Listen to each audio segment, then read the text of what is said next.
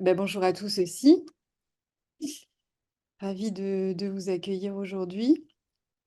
Nous, on souhaitait parler effectivement du polar jeunesse en BD. Nico Taquian, Bon, faut peut-être se présenter brièvement, comme ça c'est fait. oui, Faisons-le, comme ça les gens savent à qui ils ont affaire. Donc moi tout je à suis fait. auteur. J'ai été auteur de BD pendant très longtemps. Ça a été ma première carrière en tant qu'auteur, il y a 20 ans de ça. Euh, et après, je suis devenu auteur dans différents médias, dont l'audiovisuel. J'ai fait beaucoup de polars dans l'audiovisuel. J'ai créé une série qui s'appelle Alex Hugo avec Franck Tillier. C'est d'ailleurs dans l'audiovisuel que j'ai rencontré Franck, qui m'a d'ailleurs convaincu de me mettre au roman. Donc, je suis devenu romancier et je publie un livre par an chez Calman Levy, qui sont généralement des thrillers et des polars. Et c'est toujours Franck qui a fait le lien avec Jungle Edition et Mélanie. Tu as vu un peu comme je suis doué pour faire des transitions, ma chère Mélanie.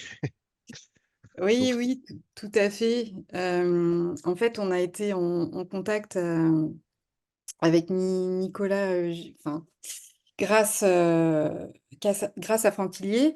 Mais c'est vrai que on est en contact avec pas mal d'autres auteurs aussi du polar.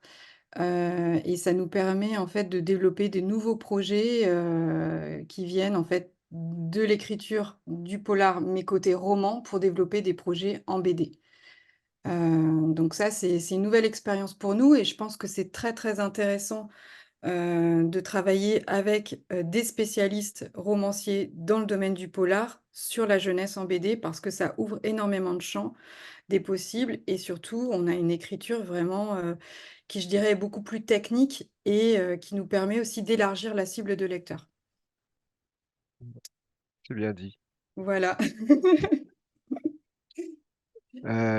Comment veux-tu que l'on procède? Est-ce que tu veux qu'on avance sur le dossier ou tu veux qu'on se passe Oui, petite oui, question petit à petit? Oui. oui, tout à fait, on peut avancer sur le dossier puis en même temps, heu parler du projet, en fait, un petit peu de la jeunesse du projet, comment toi tu as appréhendé ce projet, en Bah, fait? ouais, alors moi je sais que ayant déjà fait pas mal d'albums de bande dessinée dans le passé, j'étais comment dire, très heureux à l'idée de remettre un pied dans cet univers. Alors moi je travaillais beaucoup plus pas pour la jeunesse, c'était chez Soleil, c'était plus adulte quand même ce que je faisais. À l'époque de l'Orfeuse de Troyes, hein, donc Mmh. ça remonte à quelques temps déjà, mais c'était un peu un âge d'or de la BD aussi. En fait, ce qui m'a mis le pied à l'étrier pour revenir dans la jeunesse, sans même parler de polar, bah, c'est tout simplement le fait d'avoir des enfants, en fait, Mmh. puisque j'ai deux enfants qui sont des jumeaux qui ont 13 ans et que en plus, ils sont, d'ailleurs, tout comme moi, dyslexiques. Donc, du coup, disons que le manga et la bande dessinée sont des supports très, très forts pour eux depuis toujours. Et du coup, je m'étais dit, quand même, je devrais essayer quand même de décrire des trucs qui leur parlent parce que forcément, ils lisent pas mes livres. Hein, et ils regardent pas mes films non plus. Donc, voilà, là, moi, j'ai un petit espoir qu'ils aient un regard dessus. Et du coup, comme je suis Tracker Dame, c'est quand même une série qui est à la fois effectivement thriller plus que polar, je dirais. Même si, alors d'ailleurs, c'est intéressant, on parle pas toujours de la différence entre polar et thriller. Mais moi, Mmh. même la Brigade des cauchemars, pour moi, c'est pas tant du polar que du thriller, parce que pour moi, le polar, c'est vraiment quand les héros sont des policiers ou quand il y a une enquête Mmh. quand il y a une enquête policière, on dit polar généralement. Mmh. Alors que le thriller, c'est beaucoup plus ça peut sortir de n'importe où, quoi. N'importe quel personnage peut être le héros, et il peut ne pas y avoir d'enquête policière, ni même de meurtre d'ailleurs, et ça peut quand même être un thriller. Typiquement, ça va être Misery de Stephen King, qui est un vrai thriller que tout le monde connaît, où il n'y a pas du tout ces enjeux-là. Crackerdam, c'est vraiment pour moi plus un thriller parce que les héros sont des enfants et que ils sont plongés dans un monde où il n'y a pas tant d'enquête policière, mais en tout cas, il y a beaucoup de mystères et d'enquêtes tout court. Et quand j'ai créé cet univers pour Jungle, en fait, je voulais que ça soit un univers. Je voulais pas que ça soit juste une histoire ou alors une histoire qui soit dans un univers qu'on connaît déjà. Je voulais pas faire ça. Je voulais vraiment à la fois que ça soit une histoire, mais qu'il y ait aussi un univers autour, un peu à la manière des des séries comme, enfin, par exemple, de Harry Potter, quoi. C'est-à-dire que ce soit Mm. pas seulement l'histoire, mais l'univers aussi. Et donc, à l'époque, quand on s'est rencontrés, moi, j'étais beaucoup pour d'autres projets dans la littérature un peu fantastique, gothique. J'étais beaucoup, en fait, dans Edgar Allan Poe, pour te dire. Mm. Mm. J'étais beaucoup dans un écrivain qui s'appelle Algernon Blackwood, qui est contemporain de Lovecraft. J'étais beaucoup dans tous ces univers fantastiques, mais un peu gothiques. Et je me suis dit que ça serait assez intéressant d'avoir un univers qui soit décalé comme ça, où les personnages principaux, donc nos deux héros, enfin notre famille, arrivent dans une ville qui a l'air un peu perdue dans le temps, comme ça. Ils Mm. s'installent, mais ils sont dans une ville où on a l'impression que le temps s'écoule un peu différemment. Et cette ville a un côté un peu rétro, comme ça. On ne sait pas trop où on est. Est-ce qu'on est dans les Balkans? Parce que tous les mots ont des consonances un peu étrangères, mais en même temps, on ne situe pas vraiment l'action. Euh, et puis, ils vont découvrir cet univers, et puis un de nos héros va se découvrir un talent particulier qu'il va pouvoir exercer dans l'histoire. Donc en fait, le projet s'est créé comme ça, quoi. Par la collusion entre le fait d'avoir des enfants et le fait d'avoir envie de créer un univers comme celui-ci, quoi. Et donc, la spécificité, enfin, je reparle d'univers parce que c'est vrai que c'est très, très, très important, en BD de créer des univers, mais moi, ce que j'ai surtout remarqué, c'est que sur un projet comme celui-ci, c'est très important de préparer en amont aussi un peu, plus, je trouve, les ambiances, les endroits où vont se dérouler l'action, parce que justement, il faut que le scénariste et le dessinateur soient d'accord sur vraiment le rendu en fait qu'on veut avoir de cette ambiance qui, dans le polar, à mon sens, ou comme tu disais, le thriller, doit avoir une caractéristique bien particulière en fait. Parce que là, ce qu'on peut montrer dans ce projet, par exemple, c'est que ce qui a été très intéressant, on a demandé à l'illustratrice de nous envoyer des éléments, c'est qu'en fait, on a vraiment un univers qui s'oppose entre l'univers enfin, du cauchemar. On ne sait pas si on est dans la réalité ou le rêve, donc il fallait créer une espèce d'ambiance particulière. Euh, donc elle est partie dans des tons rouges, alors qu'on voit qu'en fait, au tout début du projet, elle a plus, enfin, été dans un univers que voulait Nico, qui était plutôt un univers un peu brumeux, un peu nébuleux, comme ça. Donc il y a un peu cette opposition en fait entre les deux. Et c'est vrai qu'en BD, bah, en illustration, c'est important de, comment dire, d'avoir ces codes-là pour que le lecteur bah, s'y retrouve en fait, surtout les lecteurs les plus jeunes qui vont avoir besoin d'être accompagnés avec des codes graphiques un peu plus évidents pour comprendre justement s'ils sont dans la réalité, dans le rêve, dans le cauchemar, enfin voilà. Donc ça, c'est Ouais. important.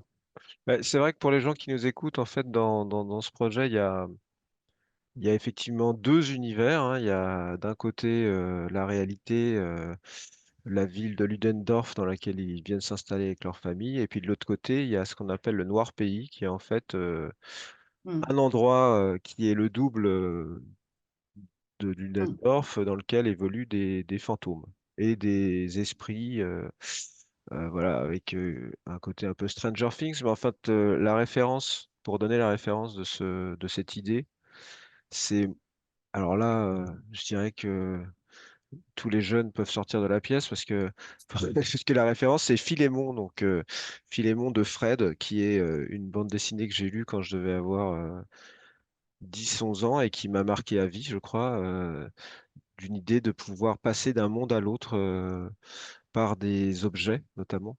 Et donc, il y a effectivement deux ambiances graphiques qui sont aussi très marquées entre ces deux mondes. pour qu'on s'y perde pas. Mais ce que tu disais sur le fait de préparer les choses, effectivement, par rapport à la technicité du polar ou du thriller, en fait, le thriller, c'est un genre euh, qui est très technique. Mmh. Il y a une boîte à outils, Mmh. des gens qui écrivent des polars et des thrillers, que certains appellent des codes, mais en fait, c'est quand même beaucoup plus complexe que des codes. C'est-à-dire Mmh. que c'est des outils, et encore plus, j'ai envie de dire, en BD que dans d'autres supports, parce que la BD, c'est vraiment un format qui est très court quand tu racontes une histoire. Mmh. Moi, j'ai eu la chance de travailler dans tous les formats, y compris le jeu vidéo, la télé, le cinéma, le roman. Et en fait, la BD, c'est vraiment l'art de l'ellipse pour de vrai, quoi. On le dit comme un truc un peu intellectuel, mais en fait, la Mmh. vérité, c'est que 46 ou 54 planches pour raconter une histoire, c'est super court. Mmh. Et donc, c'est encore plus compliqué quand tu écris, et ça peut répondre à certaines questions qu'on se posait sur pourquoi il y a pas plus de polars en BD.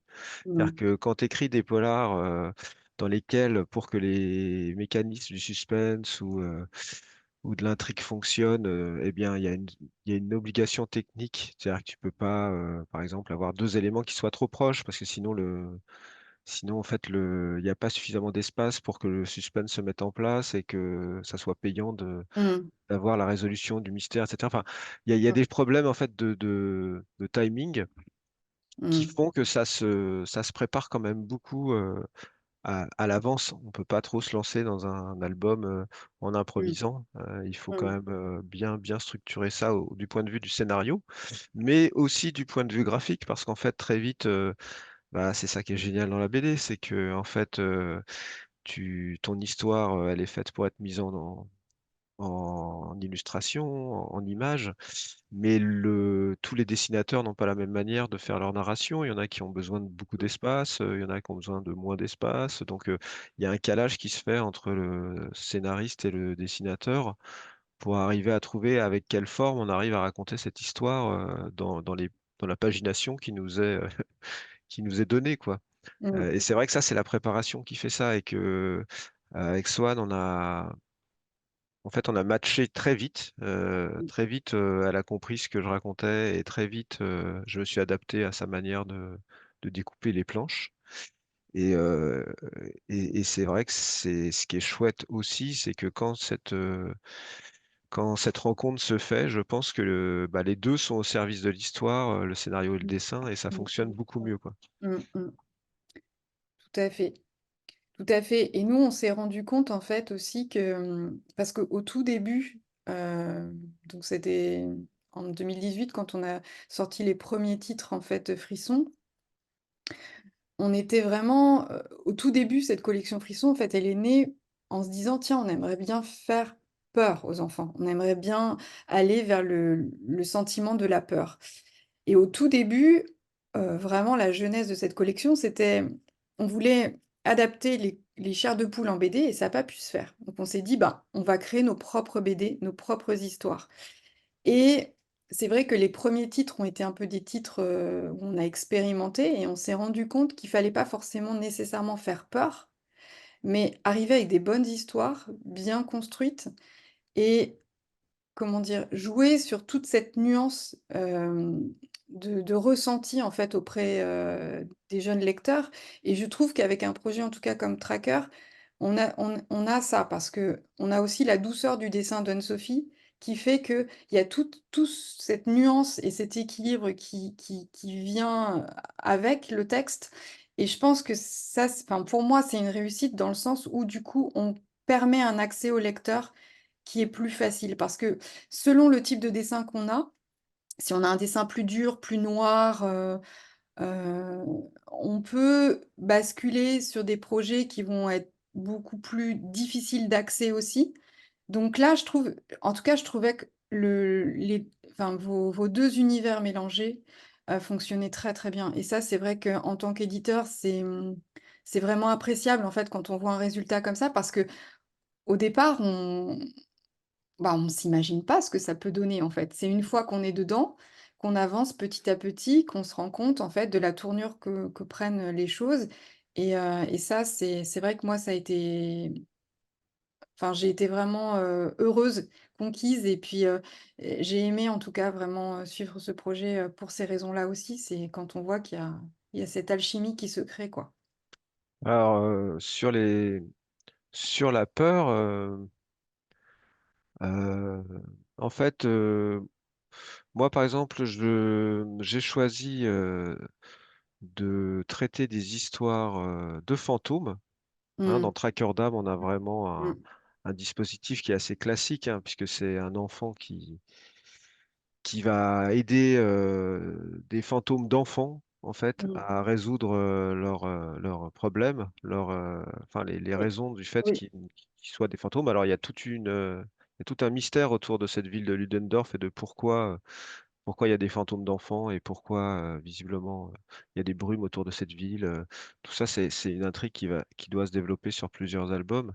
Mais au sein de chaque album, il y a une enquête qui est autour d'une histoire de fantôme. Mais j'ai vraiment pas pris ça au hasard. C'est-à-dire que c'est là où je reviens sur Edgar Allan Poe et d'autres écrivains de cette époque-là. C'est qu'en fait, dans la thématique, par exemple, des histoires de fantômes, il y a vraiment toujours des enjeux familiaux qui sont Mmh. au centre des histoires. C'est-à-dire que c'est toujours quelque chose qui est lié à la famille, aux liens familiaux, aux trahisons, aux déceptions, aux pertes, au deuil. Et en fait, ça parle à tout le monde, mais ça parle particulièrement aux enfants, en fait, parce que c'est vrai que ça fait partie des premières angoisses qu'on a dans la vie. Quand on est confronté à des sujets qui heurtent notre famille, en fait, c'est là où les angoisses sont les plus fortes. Et donc, moi, j'ai pas voulu vraiment faire des histoires qui font peur. J'ai plutôt voulu faire des histoires qui touchent Mmh. euh, les enfants, mais aussi les adultes, parce que ça n'a jamais cessé de toucher les adultes, en fait, ces histoires-là. Maintenant, la manière dont je les présente, elles sont clairement à destination des enfants. D'ailleurs, il n'y a pas de fantômes, enfin, il n'y a pas d'histoire de fantômes adultes dans le monde, dans le noir pays. On s'intéresse vraiment à des fantômes d'enfants. Mais ça reste quand même des histoires qui doivent être assez émotionnelles. Et d'ailleurs, je dirais que la première histoire est vraiment assez émotionnelle. Et d'ailleurs, je peux Mmh. raconter une petite anecdote, c'est que moi, j'ai eu la chance d'avoir l'album assez tôt sur un salon que je faisais du livre, hein, c'était au Mans, un salon généraliste. Et en fait, il y a une lectrice, enfin, il y a une maman qui a acheté l'album pour sa fille. Et puis, je lui dédicace l'album, et puis tout en parlant avec elle, à un moment, elle me dit, et puis, elle vient de perdre son papa. Et là, je me dis, ouh là là, elle vient de perdre son papa. Je me dis, là, il y a quand même une histoire entre Mmh. un père et son fils Mmh. sur le Mmh. deuil et tout. Mmh, mmh, mmh, mmh. Et la maman me dit, non, non, mais pas du tout, au contraire, ça va lui faire du bien de voir le sujet traité, en fait, de Mmh. voir quelqu'un. Donc je marchais un peu sur des œufs en me disant oula, oula, oula. Et puis en fait, le lendemain, ils sont revenus me voir, Mmh. puisque je faisais le salon 2 jours. Et la mère me disait, ah, quand est-ce que sort le tome 2? Elle a adoré, elle a été hyper touchée par l'histoire, etc. Et ça m'a juste confirmé que, en fait, bah, euh, je crois qu'on avait évoqué une question où tu me demandais, tu vois, si par exemple, j'écrivais différemment pour les enfants Mmh. que pour les adultes. Bah, en fait, les enfants, ils comprennent tout. C'est que c'est pas. il y a- des fois, il y a des précautions, bien entendu, sur des sujets ou sur des thèmes, mais sur le fond, je veux dire, on sous-estime beaucoup la capacité de compréhension qu'ont les enfants de situations hyper complexes, que ce soit des deuils ou des trahisons, etc. Donc, j'ai tendance à dire que moi, je travaille quasiment de la même manière pour les enfants que pour les adultes. Mmh mh. C'est juste les thématiques qui changent, Mmh. le langage aussi. Je me permets quand même moins de choses. J'ai pas Oui. envie j'ai pas envie de participer à l'appauvrissement du vocabulaire global. Et puis, je sais ce que c'est parce que j'ai des enfants justement et Mmh. je sais que même quand je leur parle, je parle pas de la même manière que si je parle sans y penser. Donc là, j'applique cette règle simple, hein. Et puis après, c'est aussi sans doute peut-être avec Sohan dans le choix des images, quoi, de la narration et Mmh. de ce qu'on montre et de la manière dont on le montre qu'on essaye de faire des arbitrages, quoi, pour se dire, attention, là, et avec toi, d'ailleurs, Mélanie, de temps en temps. Mais en fait, ça nous est quand même très peu arrivé sur cet album, en fait. C'était Non. Bah, moi, c'est vrai que quand j'ai lu l'histoire, honnêtement, j'avais rien à redire parce que je trouvais que c'était parfait, quoi. Enfin, je veux dire, ça coule. Oh, c'est gentil. Non, mais c'est vrai, enfin, je veux dire, j'avais pas franchement de commentaires parce que c'était fluide. J'avais qu'une hâte, c'était de voir en dessin comment elle allait se débrouiller parce que, c'est là toute la difficulté, en fait, hein, et heu et je trouve qu'elle s'en est bien sortie et voilà et sans être trop effrayant, sans être trop, parce que ça, c'est ce que je disais, nous, c'est toujours notre crainte, en fait, hem, parce qu'on essaie de se mettre aussi à la portée des enfants et nous, on a notre regard d'adulte quand on est sur un projet, mais c'est vrai que ce qui est pas évident, c'est de toujours penser aux enfants, à ne pas être trop heurtant, mais aussi, surtout, d'être, comment dire? Dans une bonne compréhension. Donc c'est vrai que on va plutôt regarder cet aspect-là des choses.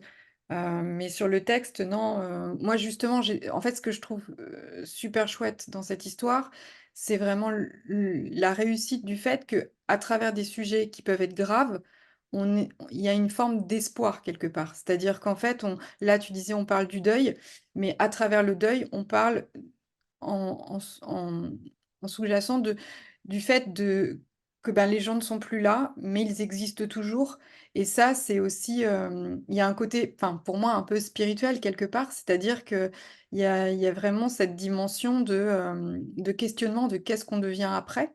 Et ça, je pense qu'on se pose tous la question, à un moment donné, en tant qu'enfant et en tant qu'adulte et ça, c'est vrai que finalement, on apporte de la dureté, mais aussi, tout ce que je disais tout à l'heure, tout en nuances et avec, des vraies questions de fond, en fait. Et et moi, je trouve que c'est ça qui est intéressant dans le polar ou le thriller en jeunesse, c'est que on peut aller toucher des, questionnements, des réflexions, qu'on n'aurait pas forcément, dans d'autres types d'histoires et qui peuvent être quand même des sujets assez profonds. Des sujets existentiels et qui font aussi réfléchir les enfants d'une autre manière parce que ça leur apprend, je trouve, la déduction, l'analyse en fait aussi, se dire: «Bon bah tiens, ce personnage-là, il va prendre quel chemin?» enfin voilà, on pose question, en tout cas au lecteur qui lui s'interroge sur, la situation et là du fait que ce soit aussi un personnage évidemment d'enfant, je pense que ça aide énormément le lecteur aussi à se mettre dans ces situations-là d'interrogation. Donc donc non, ça je trouve que c'est vraiment une expérience, en tout cas de lecture, pour les enfants qui est qui est vraiment intéressante parce que ça leur apporte tout un tas de richesses et aussi à prendre de la distance avec ce qu'ils lisent. Et je pense qu'aujourd'hui, il en faut. Il faut être capable justement d'avoir tous ces outils dont tu parles, que le polar apporte, que le thriller apporte, pour que justement, dans la vie de tous les jours aussi, ils aient un pouvoir d'analyse sur ce qu'ils lisent et regardent. Donc C'est juste, ouais. Mhm. voilà. J'ai vu que tu pensais à une question sur la troisième question. Euh, Qu'est-ce qu'on pourrait améliorer en tant que professionnel pour publier davantage de projets polar jeunesse du côté de la relation entre les auteurs et les éditeurs? Pourquoi est-ce qu'il y a si peu de projets en fait? C'est ça la question. Oui, oui, oui. C'est ça. Mais en fait, je me rends pas compte. Il y a si peu de projets que ça, globalement. Mais oui, parce que si nous, on a été vraiment à un moment donné dans cette réflexion à se dire, «Ben, tiens, on créerait bien une collection», c'est que nous, enfin, moi, j'avais travaillé notamment avec Michel Monteiller sur la trilogie du Mal et qui Hmm. était clairement très, très noire. C'était Maxime, Chatham, ouais. voilà, avec Maxime Chatham, c'était clairement, comment dire? Plutôt adulte déjà de C'était base, non? adulte et c'était macabre surtout. Ouais, C'était ouais, c'était ouais. de l'enquête policière pure et dure et c'est vrai que, moi, ça me plaisait parce que j'ai toujours été attirée, par, enfin, j'ai lu beaucoup de romans, policiers étant jeune, hem, beaucoup les Sherlock Holmes, un peu d'Agatha Christie. Enfin voilà, j'ai été baignée là-dedans. Après, enfin, j'étais plus tournée vers le cinéma ensuite. Mais c'est vrai que je me suis dit, il n'y a pas de... En BD, on n'a rien en fait. On n'a rien à offrir. Euh, et, euh, et on s'est dit, bon, ok, on va tester des choses teintées de fantastique, teintées plus d'enquête. On a vu que Enola aussi chez nous, qui était plus enquête, fonctionnait bien, mais c'était pas vraiment du thriller ou du polar. Euh, donc voilà, on est encore, je pense, dans un terrain qui peut être un terrain de jeu extraordinaire où on peut faire plein de choses. Donc, c'est très motivant en tant qu'éditeur, mais c'est vrai qu'on s'aperçoit qu'on reçoit très peu de projets. Alors, on reçoit peu de projets parce que moi, moi j'ai enfin, la sensation qu'il faut vraiment détenir la technicité, euh, et tous les auteurs n'en sont certainement pas capables, ou peut-être moins capables, ou peut-être que c'est moins accessible, je sais pas, sur l'écriture au départ, quand on veut écrire une histoire. Mais c'est vrai que c'est une vraie réflexion, et c'est pour ça que j'ai voulu te partager cette réflexion. Oui, oui, mais t'as raison. Non, non, mais t'as raison. En fait, moi, ce que je pense, c'est que euh, il y a des supports, entre guillemets, qui se prêtent plus facilement au... Normalement, le polar est un genre du réel. Le Mmh. polar particulièrement, enquête policière, etc. Mmh C'est un genre du réel qui, justement, le plaisir du lecteur, c'est de croire à ce qu'on lui raconte, c'est-à-dire qu'il partage le quotidien d'une équipe de police et que tout d'un coup, il se rend compte des moyens qui sont utilisés pour obtenir la résolution d'enquête et coincer des criminels. Donc ça, c'est le premier plaisir, je dirais, du polar, c'est d'avoir l'impression d'apprendre des choses. Il y a eu des grandes vagues, hein. Il y a les procéduraux, où là, c'est souvent des anciens flics qui les écrivent et c'est vraiment, je vous fais une enquête comme si vous étiez flic. mh. Il y a les séries avec des équipes, où là, ça va être souvent, d'ailleurs, il y a eu la vague des équipes scientifiques, où là, vous allez apprendre plein de trucs sur les procédés policiers, etc.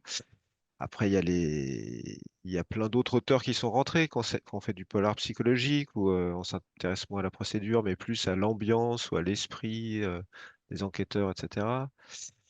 Et puis, il y a les mysteries, effectivement, Agatha Christie, mais bien d'autres après aussi, où c'est pas tant la procédure policière que l'enquête en elle-même, les rebondissements, etc. Enfin, tout ça s'inscrit quand même dans le réel, et même dans un réel qui, pendant des années, était un réel politique. C'est-à-dire, souvent, les auteurs de polar, ils avaient une vision sociale et politique. Et comme la police est inscrite vraiment dans un Mmh. univers social et politique fort, Mmh. et bah, à travers les romans, on parlait de la pauvreté, on parlait de l'immigration, on parlait de tous les problèmes contemporains, quoi. Aujourd'hui, ça s'est beaucoup démocratisé, le polar, depuis une quinzaine d'années. Il y a tout. C'est-à-dire que il y a des auteurs comme moi qui sont absolument pas polar 2 du tout. Moi, je viens vraiment de l'imaginaire, hein. Mon premier métier, c'était la BD. Après, ça a été le jeu vidéo. Donc, ma culture, elle est ailleurs que le polar. Mais Mmh. il y a des gens qui font du polar ou du thriller qui est 100% psychologique, ou ça va être beaucoup plus axé sur des thématiques autour voilà, du lien social, des choses qui sont totalement en dehors normalement de l'univers du polar. Donc, ça s'est beaucoup démocratisé. Mais généralement, quand même, les profils qu'on retrouve, et moi je pense être l'exception, hein, euh, sont des gens qui ont bon, souvent plusieurs métiers, et si on leur demande leur second métier, ils vont être dans quelque chose de très concret. Je sais pas, ça va de la magistrature enfin, dans des univers très réalistes, quoi. Alors que c'est vrai qu'en opposition à ça, la bande dessinée, depuis toujours, ça a été plus l'imaginaire. Donc tu es sur une typologie de personnes, mais même d'auteurs, qui sont beaucoup plus à l'aise si on leur dit, bon, bah, il y a rien, il faut tout imaginer, que si on leur dit, bon, bah, il faut que tu connaisses tout et il faut que tu fasses une histoire à l'intérieur de ça. Mmh. C'est pas du tout les mêmes auteurs. Euh, et Mmh. c'est quand même assez rare les auteurs qui sont à l'aise dans les deux univers, parce que souvent, il peut y avoir même des antagonismes entre quelqu'un qui aime vraiment l'imaginaire et quelqu'un qui veut inscrire ses histoires dans la réalité. Or, en fait, c'est vrai que je pense que le public de la bande dessinée, à part justement un public assez adulte qui lui-même aime le polar, le public large et encore plus jeunesse a besoin d'imaginaire parce qu'en fait Mmh. c'est une question d'âge aussi. Tu peux pas aimer le réalisme si tu le connais pas quoi. Moi, mes enfants, si je leur fais faire, si je leur fais lire des polars hyper naturalistes et que je leur dis regardez c'est génial parce qu'on s'y croirait, bah en fait ils s'en foutent. Eux, ils préféraient ne pas s'y croire et qu'on leur raconte une histoire plus merveilleuse quoi. Donc en fait, je pense que déjà, il faut trouver les personnes qui ont la potentialité justement d'utiliser les outils d'un univers pour les exploiter dans un autre univers qui est plus ouvert à l'imaginaire, quoi. Et c'est vrai que je suis pas étonné que Franck le fasse facilement, parce que je le connais bien et que Mmh. je sais que c'est justement, lui, il vient pas du polar pur et dur. D'ailleurs, il écrit beaucoup de thrillers aussi, Franck. Des histoires complètement en dehors de presque de la réalité, hein. Moi, c'est pareil, j'ai plus mes valises dans l'imaginaire enfin, dans le monde imaginaire que dans le monde réel, donc je n'ai pas de difficulté à faire ça. Mais je pense que c'est ça qui crée qu'il y a moins de projets, parce que du coup, tu vas recevoir sans doute des projets qui sont très dans l'imaginaire, mais du coup, pas ce que tu recherches dans les enquêtes. Ou à l'inverse, tu vas retrouver des trucs qui sont trop dans l'enquête et pas assez dans l'imaginaire. Mmh. La difficulté, c'est sans doute de trouver l'entre-deux, quoi. Voilà la Ouais. réponse que je pourrais donner basiquement, tu vois. Ouais, ouais, ouais. Ouais, non, mais tout à fait. Mais oui, alors après, on voit bien que chacun, de toute manière, a sa patte et n'a pas les mêmes, comment dire? Référents et du coup, c'est ce qui crée aussi, chez chacun, sa propre identité et donc son propre type d'écriture.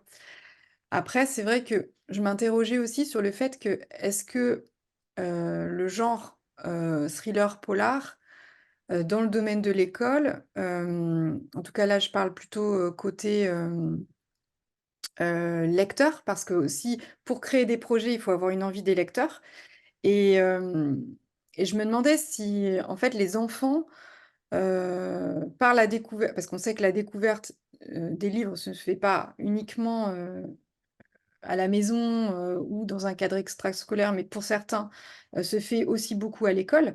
Je me posais aussi cette question de est-ce qu'aujourd'hui, hem, le polar, ou le thriller qu'on parle aujourd'hui est, vraiment valorisé à l'école? Enfin, est-ce qu'on incite, les jeunes à aller vers ce genre? Et je voulais avoir un peu ton avis aussi sur la question parce que je trouve que c'est essentiel pour moi de faire découvrir aux jeunes qu'il n'y a pas que la littérature classique, il y a aussi d'autres types de lecture et moi je pense qu'aujourd'hui il y a un gros boulot à faire, en tout cas pour découvrir les différents genres, en lecture.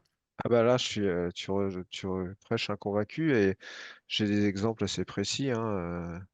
La prof de français de mon fils, cette année en quatrième. Alors, peut-être qu'il y a des gens de l'enseignement qui nous écoutent et donc on vous salue bien et on vous aime et pour rien au monde on aimerait faire votre métier, en tout cas moi, parce que je crois que je pourrais pas tenir plus de 2 jours, donc voire même d'une journée. Mais en tout cas, ce que je vois, mais c'est plus culturel, plus large que l'enseignement. C'est-à-dire que pour moi, nous, par exemple, dans le polar, on est face à une situation qui est presque archaïque, qui est qu'en fait, en France, il y a un snobisme un peu littéraire. C'est-à-dire que d'un côté, il y a la littérature, et puis de l'autre côté, il y a les petits Mickey pour enfants. Bon. Mmh. Et bah d'ailleurs, on pourrait penser que finalement, ces petits Mickey pour enfants, ils devraient finir dans les écoles, puisque c'est là que sont les enfants. Mais en fait, les profs, euh, quand tu leur parles, moi, la prof de français que j'ai rencontrée de mon fils, qui est très sympa, qui est une jeune prof et qui est hyper ouverte sur plein de choses, d'auteurs partout dans le monde, elle disait elle-même, bah, le genre que je maîtrise pas du tout, c'est le polar. C'est le polar. Donc effectivement, il y a du Agatha Christie, il y a quelques bouquins comme ça. Et quand je lui ai posé la question, c'est plus que elle a jamais considéré que ce genre littéraire était de la littérature. Enfin, il y a un truc très, c'est un genre qui est un genre très populaire. Il faut quand même savoir que c'est Ah le oui, polar qui vend le plus, hein, donc ah oui, ah, on tout est à fait. tous, enfin tous non, bien sûr que non, mais il y a beaucoup de gros vendeurs dans le polar, donc c'est un Mm. genre très populaire. Les gens aiment le polar. Il y a tous les week-ends, il y a des salons du polar. Il y a un public qui est très Bien. précieux et qui achète et qui nous suit Mm. à chaque roman, etc.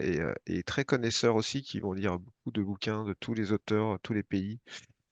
Et c'est très dynamique comme marché, hein, il en sort des centaines, hein. Donc voilà, c'est un genre qui existe, mais je pense que au sein de l'enseignement, je pense pas que les professeurs aient l'impression que ça puisse apporter quelque chose en termes de littérature à leurs élèves. Et ça, c'est difficile à contrecarrer parce que c'est presque un truc d'éducation enfin, c'est de l'ordre du préjugé sur le genre, quoi. Alors, Mm. moi, je parle du polar, mais j'imagine que la fantasy, c'est peut-être un peu la même chose, il y a d'autres littératures qui ont du mal ou la SF, ou l'anticipation, qui ont du mal à rentrer lorsque elles sont pas apportées par un auteur classique. Par exemple, bah, là, en fantastique, je sais que mon fils a lu du Maupassant, il a lu voilà, des auteurs justement que j'aime beaucoup, hein, mais c'est vrai que pourquoi pas lire un Stephen King, quoi. Enfin, il y a un moment où en fait il faut aussi passer le pas de lire des auteurs vivants, quoi. Donc, mais ça, j'ai envie de dire, c'est pas que le polar, hein. Je pense que c'est un peu général. C'est un truc un peu de snobisme. Je sais pas comment c'est dans les autres pays. Je sais pas. Quel est le rapport de l'enseignement aux auteurs vivants? Est-ce qu'on est très gêné de conseiller à sa classe de lire le livre d'un auteur et français et contemporain, sauf si c'est une sommité. Est-ce qu'on peut le faire ou pas ailleurs? En France, j'ai l'impression quand même c'est compliqué, quoi. Mm, mm. Alors Voilà ma juste, je réponse. vous interromps parce que pour lire qui ne sont pas des questions, mais des affirmations de Laure, qui nous dit D'accord. que c'est effectivement le travail des profs documentalistes et des profs de manière générale. Et elle rajoute que les profs de français sont aussi corsetés par les programmes académiques. Ah bah voilà. Bah Ouais, c'est ça. ça m'étonne pas du tout. J'imagine que la nomenclature qui est forte fait que chacun fait ce qu'il peut dans le cercle qui lui est alloué, quoi. Mais c'est vrai que voilà, peut-être que ça aiderait aussi à ce qu'il y ait un peu plus d'enfants qui lisent. Parce que c'est vrai que après, voilà, moi, quand mon fils me dit, ouais, papa, je dois lire le Horla Mm, pendant mm. les vacances, oh là Ouais. là, ça va être trop naze. Je lui dis, bah, commence à, commence à le lire et après on en reparle. Et puis à la fin, il me dit, mais c'était dingue, non, cette histoire? Je dis, bah ouais, c'est dingue, mais c'est génial, tu l'as lu, tu vois. Mm. Donc, c'est pas le problème de la Ouais, littérature au sens général, c'est le problème de l'ouverture à d'autres types de littérature, d'autres types d'auteurs surtout, parce que ouais. Oui, on a oui. tellement, quoi. Il y a des auteurs contemporains et puis je dirais, enfin, moi je pense qu'il y aura pas forcément de réticence du côté des lecteurs, quoi, bien au contraire, hein. Je pense qu'on a tous été capables de lire de la poésie, du théâtre, pourquoi pas, voilà, Bah, l'ennemi de la littérature au sens large, c'est pas c'est même pas la nomenclature de l'éducation nationale, c'est les écrans, hein. Donc, oui. c'est clair que s'il y a un ennemi à la littérature qui se vérifie tous les jours, c'est le téléphone portable, hein. Mais bon, ça, c'est un autre débat, Mmh hein. mh. Mais néanmoins, je pense que moi, comme je suis beaucoup sur le terrain, donc quasiment, alors j'en fais quand même plus de 20 par an, salon du livre, littérature générale ou spécialisé polar. Donc je suis souvent au contact des lecteurs. Donc déjà, on va tout de suite dire, je suis toujours en contact des lectrices, parce qu'en fait, euh, dans la lecture, il y a quand même, enfin, en tout cas dans Polar, 80% de lectrices, hein, après, je ne vais pas m'avancer sur les stats générales, hein, mais dans le Polar, c'est le cas.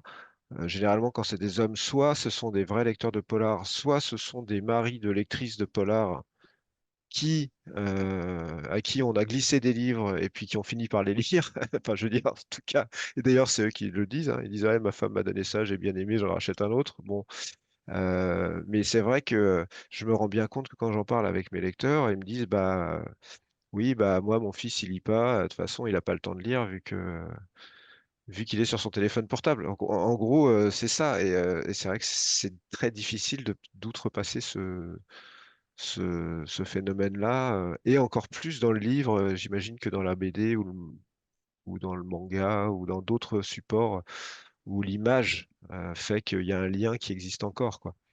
Mm, mm. Tout à fait.